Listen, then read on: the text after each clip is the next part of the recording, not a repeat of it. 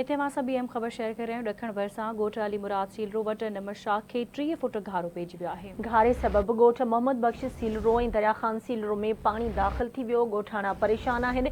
आपाशी अमलदार इतला ॾियण बावजूद न पहुता। ॻोठाणनि जो चवणु आहे घारे सबबि सारियुनि जे फसल खे नुक़सान थी रहियो आहे।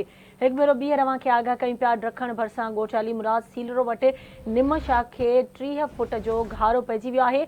घारे सबबि ॻोठ मोहम्मद बख्श सीलरो ऐं दरिया ख़ान सीलरो में पाणी दाख़िल थी वियो। जॾहिं त ॻोठाणा परेशान आहिनि। आपाशी अमलदार इतला ॾियण बावजूद न पहुता। ॻोठाणनि जो चवणु आहे घारे सबबि सारियुनि जे फसल खे नुक़सान थी रहियो आहे।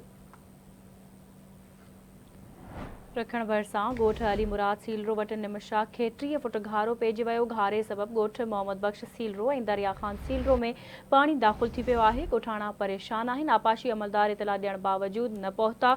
घारे सबबि सारियुनि जे फसल खे नुक़सान थी रहियो आहे। ॾखण भरिसां ॻोठ अली मुराद सीलरो वटि निमशाख खे 30 फुट घारो पइजी वियो। घारे सबबि ॻोठ मोहम्मद बख्श सीलरो में ऐं दरिया ख़ान सीलरो में पाणी दाख़िल थी वियो आहे। ॻोठाणा परेशान आहिनि। आपाशी अमलदार इतला ॾियण बावजूद न पहुता। घारे सबबि सारियुनि जे फसल खे नुक़सान थी रहियो आहे।